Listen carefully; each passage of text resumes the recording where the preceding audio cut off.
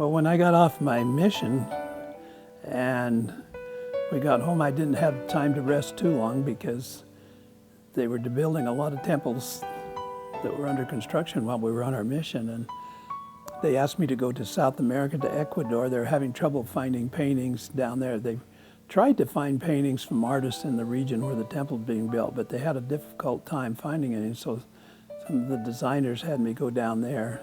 So as a result, I went to several locations outside of the country. I went to the Dominican Republic and to Ecuador, and even located some material that I had from my travels in South America and did paintings for some of the temples down in South America. But it wasn't too long after I got back that I heard an announcement on the news that President Hinckley had made arrangements and was announcing that they were going to rebuild the Nauvoo temple. In closing now, I feel impressed to announce that among all of the temples we are constructing, we plan to rebuild the Nauvoo temple. A member of the church and his family have provided a very substantial contribution to make this possible. We are grateful to them. It will be a while before it happens, but the architects have begun their work, and the new building will stand as a memorial to those who built the first such structure there on the banks of the Mississippi.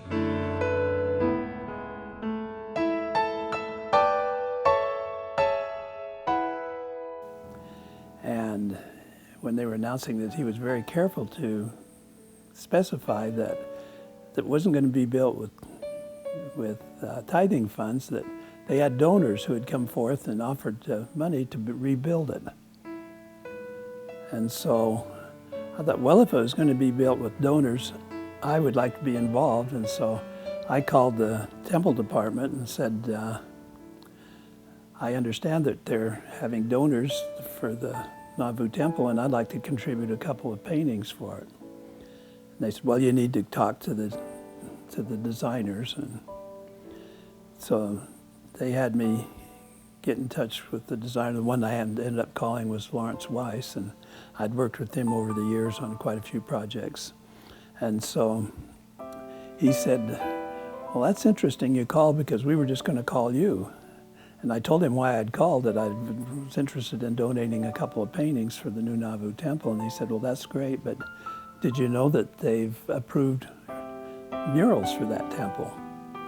And of course, they hadn't been doing murals since the temple in Los Angeles.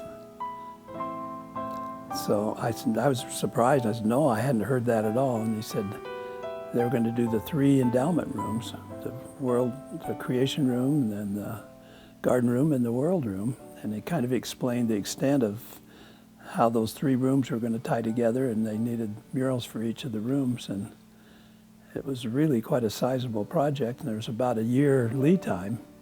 And so I said, well, I'd love to be involved in it. I said, but that's more than one person could do. I said, that's going to require, I think, a team of artists.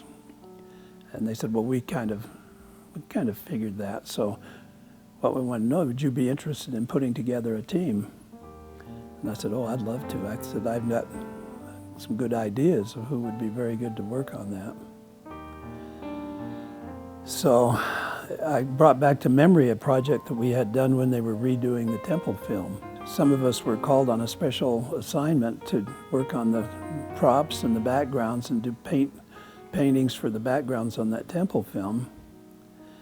And I thought, well, that group that was working on that would be an ideal group, because if it's a temple thing, they probably need clearance to who's going to work on it. And so I put together a list.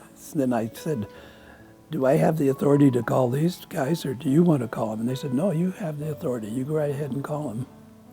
So I've had the fun project of getting on the telephone and calling each one individually.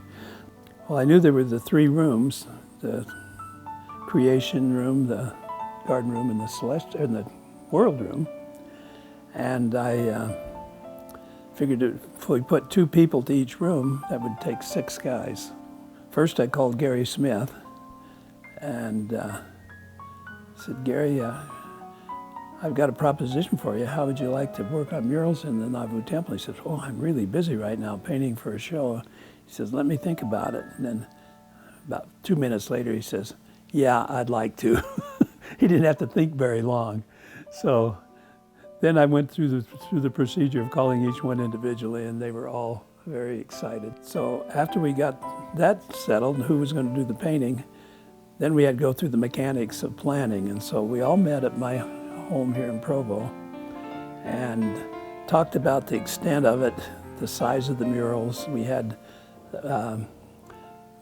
been given some plans of the rooms showing how big the murals were going to be. We had worked before on the motion picture studio when they were redoing the film for the temple film. And it was a wonderful place to work because it's perfectly secured. They have these big sound stages with lots of room that they could construct these places to paint. And so they got that approved, and we proceeded then to meet and decided who would take which rooms. And being the oldest and the patriarch in the group, I chose the world room because I had some definite ideas about the subject and the content. I made the first choice, and Gary was the next oldest, and so he took the world room too, because he likes to do the landscape of pretty much the world the way it is. And Jim Christensen and Chris Young like to do very beautiful plants and flowers and things of that nature in their work, and they thought they would love to do the garden room. And then that left Bob Marshall and Doug Fryer to do the creation room. When we were planning the murals, we decided that we would paint our section in our own personal style. And we talked to the brethren, and they felt that was very appropriate. Sometimes when teams work together, they try to merge their styles so that you're not aware of. But we thought since we were dividing the rooms in half, each one would do it in their own personal way of working. And I think it worked out really well that way. As we went along, you can see that each one's paintings look a little different. Some are softer and some are very detailed. And some are brighter and some are a little more neutral. But it's pretty much the character and the method and the way we worked on our own personal work that we were able to carry it back into the temple murals. So since we settled on that, then we decided we needed to do research for those different rooms. And Gary Smith and I had talked about our content of the mural, and we decided we'd like to do the world room in the way that the saints back in the Nauvoo period would have known the world, the kind of world that they knew. So we decided to start in Vermont and bring the sequence from Vermont to Palmyra, to the Sacred Grove, to the Susquehanna, going on to the Missouri, where the different events took place, on through till we got to Nauvoo. We figured we could do that sequentially, going around the room, starting with one location and doing it in that framework. That was our concept. And so we traveled to all of those locations where the church history sites and where the things took place. We proceeded to gather material. We took photographs of the areas and got a lot of subject matter. And then we got together with the others, and Bob Marshall and Doug Fryer went to the areas where they felt would fit in on the creation. So they wanted the waters and the ocean and that part, so they went to the West Coast and got material with the ocean and the places along the ocean. Went to the East Coast where there were forests and that. So they got material that they thought was appropriate for the world, the creation. And then Jim and Chris went to Florida and some of the areas where there's some beautiful gardens, so they could get a lot of the beautiful plant forms and things.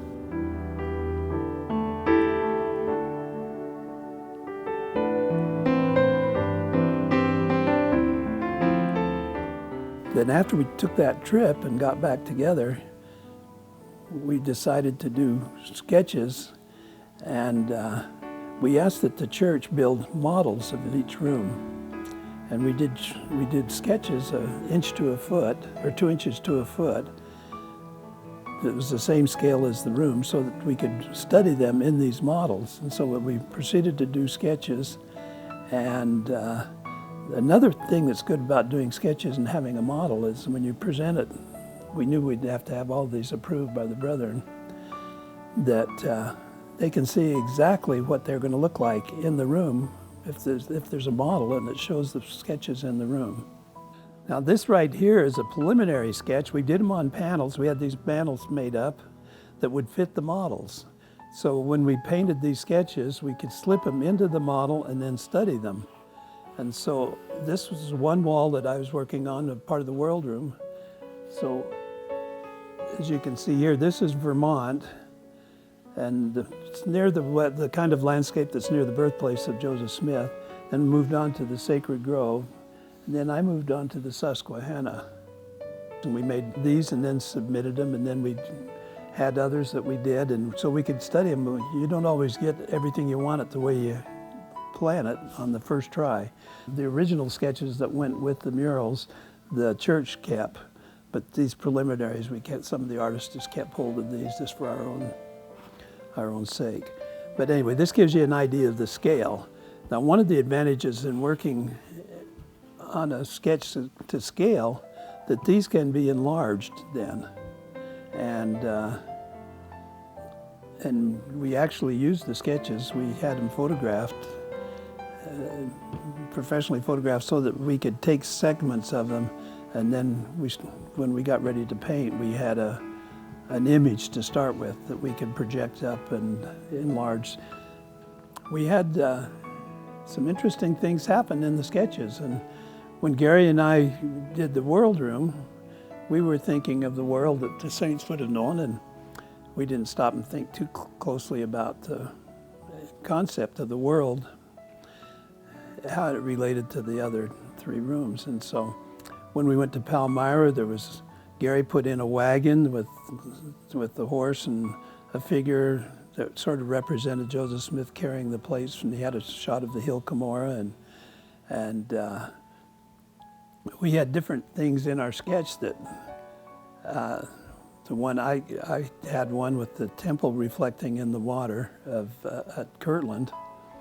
And anyway, when these sketches went to the first president, President Hinckley said, the world room can't show any sign of man being there, because when you come out of the garden and go to the world, man hasn't been there yet, which made perfect sense afterwards. That shows you that the brethren are thinking way ahead of us. But once we got all of the approvals of the sketches, and each one had little different changes to make as they went to the first presidency,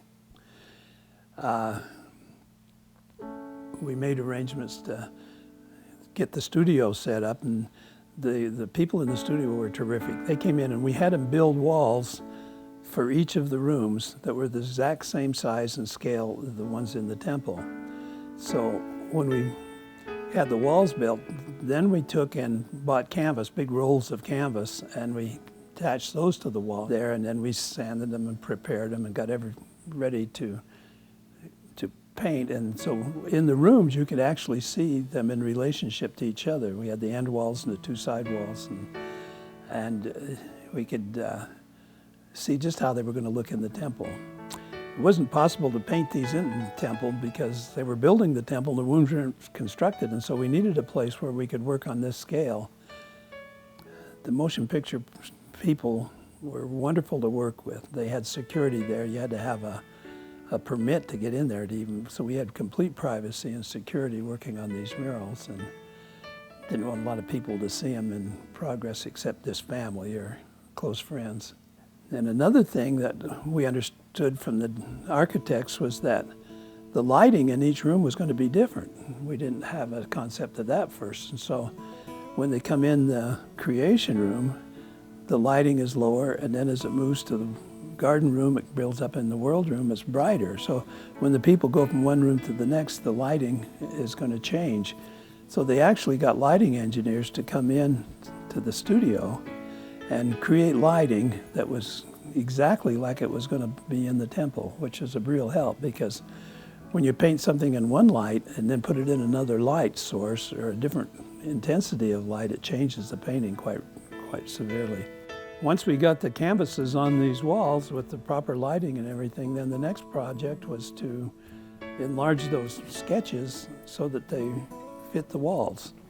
And in the old days, they used to square them off. They'd make an inch on the panel, and then they'd make a foot on the sketch, or on the wall, and then they would draw them in by squaring. But today we have some easier ways of enlarging them. So we had the panels photographed, and then we could project them up to scale. We had one for each little section, and we could project them up on the wall and draw them in. And we had photographs for each segment, so we could move the camera along and draw in. And we usually drew by putting contour lines and then kind of filling in as we went. Most of the time we drew monochromatically. I used burnt sienna and raw sienna colors, just sort of earthy colors, to get all of the subject matter to scale on the wall before we started putting any color on it. Some of them get pretty detailed, but it's mostly monochromatic because we're not worrying about color at this point. When we completed the drawing, then we started to work the color, and you usually work color by working in the background first. For example, you do the sky and the background hills and the things and come forward so that your colors overlap. It's kind of a natural way of adding to your painting, because then you can judge the foreground colors against the color. If you paint something in the foreground and then go back and paint another color behind it, it'll change the color you already put in the foreground. It gives you a chance to kind of adjust as you go along the wall too, so you can go along the wall and develop it part at a time. I was fortunate that I had two of my children who are good painters come in, and we could hire assistants to come in and help us, and so they helped on the drawing in and even some of the painting. Jim Christensen's daughter came and helped him on his, and my son Hans came, and Hillary both helped me. So it was kind of a nice project to work together with your own children. As we were painting, you can see the walls kind of begin to develop. We would meet together in the studio and sit and critique each other, and it was a good interchange of ideas and criticism between the different artists. So we had a good rapport, and we really enjoyed this part of the project. Then as we got them pretty well along, we had frequent visits from the Brethren, including President Hinckley, and they would come in and see what we were doing, and they had some really good suggestions as we went along. I remember President Hinckley, when he got to the World Room, said it looked a little too friendly or a little too beautiful. It should look a little more like the lone and dreary world. And so we proceeded, Gary and I proceeded to add things that gave it a little more of the feeling of the lone and dreary world, without man being there. But there were predators, and there was lightning and thunder, and just a little more threatening environment. The garden was pretty placid and pretty beautiful, so they didn't have to deal with that concept.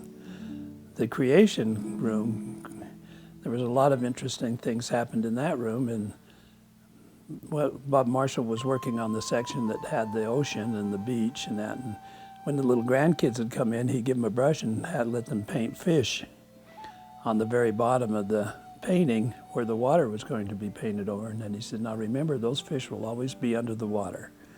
So, but it was a nice interchange with having our children and our grandchildren and friends come in as we were progressing in our murals. We had a lot of interesting times too with the Brethren as they came through. One day when Sister Holland was there, she was looking, and Jim said to her, Jim Christensen said, would you like to put a leaf on one of those trees? And she said, are you serious? And he said, yeah. So he gave her a paintbrush and put some paint on it and told her she put a leaf on there. And she said, now you remember when you go through see those murals, you always have a leaf on one of those. And when President Hinckley came through, he said, Sister Holland painted on one of these. Would you like to do that? And he says, you bet. So he got a paintbrush and he put a leaf on one of his, so one of the trees. So it was a fun interchange with as we got together and had people come through. President Hinckley came through and he had some pretty pertinent comments to make for us. And he was going through the creation room and President Hinckley said, "What about that rainbow, Brother Marshall?" And he said, well, and he gave him some scriptural references in the creation that talked about the rainbow. And he didn't say any more. And then that was on Friday. And at 8 o'clock on Monday morning, he got a call on the phone. His wife called him on the phone and he says, "Gordon Hinckley here, Brother Marshall." He said, "I've been thinking about that rainbow." And he says, "I think you better take it out." And I think that the reason he did that was because he didn't want people speculating, because even the artist had said, "Well, was there a rainbow? That was the flood and that." And so scripturally, we didn't know if that was good, but Bob had put it in mainly because he liked the color and the shape of it. So that you see the one here of the rainbow doesn't exist on the final one. And when he came through the World Room, President Hinckley was looking at we explained the sequence of starting in Vermont and going around to Nauvoo, and he looked at mine and there's a cougar down in the foreground of it, and he goes, "Do they have cougars in Vermont?" And I said, "Yeah, but in Vermont they call them catamounts." He goes, "Oh, okay." And then he got around to the other side, and in the middle of, in the one end of Gary Smith's, there's a white rectangle where the door was going to come, and we just kept the canvas and just blanked it out there. And he says, "What's that white thing in the middle of the canvas?" And Gary goes, "Oh, that's a door. We just left the painting out there." And he just kind of smiled and he says, "What architect would put a door right in the middle of a mural?" And of course he was kidding, but some of the guys following him around took him dead serious and came by and wanted to know if Gary could paint the painting over the door. And so he said, "No, that wouldn't work." But we had a wonderful interchange with the First Presidency and other general authorities, and that as they came through, that was part of the pleasure of working there. James Christensen put a cougar in the garden, and we kept saying, "Well, Jim, that's a predator, isn't it? What's he doing in the garden room?" He says, "Yeah, but he has a smile on his face." So if you look at him, he does kind of look like he has a smile. So anyway, we had a lot of fun things happen in the process of painting, and I think it's an experience that all of us will always remember. We completed the paintings as far as we could on the walls, and then we rolled them, took them off the walls and rolled them up, and they were shipped to Nauvoo in big canvas rolls. The murals were trucked over there by truck and were loaded up to the rooms. He flew in, and then when we got to Nauvoo, as we arrived, it was February and it was cold and snowy, and as we came around the corner, there was the temple all lit up. And then they got some professional hangers to come in and hang the murals, and that's quite an art in itself, because they're like 30 feet long, something like that. They had to prepare the wall and then put this adhesive on the back of the canvases, and then they roll them out on the wall and get them in place. And then some places, when we were painting them in the studio, don't quite line up, and so we had to go in and do some touch-up. One thing that was kind of interesting, when I was painting mine and the colors were going on, Bob Marshall or someone said, "Frank, do you want that bright a color there in that shadow?" And I'd look at it and I couldn't see what he was talking about. But while we were working on the murals, I had my cataracts taken out. And when the cataracts, it takes a film off your eye, and you can see the colors much more clearer. And I could see where there were colors that I had painted way too bright. And so once they were hung on the wall in Nauvoo, I went around and touched out all those real little bright spots that weren't supposed to be there. But we filled in and worked and got them all finished.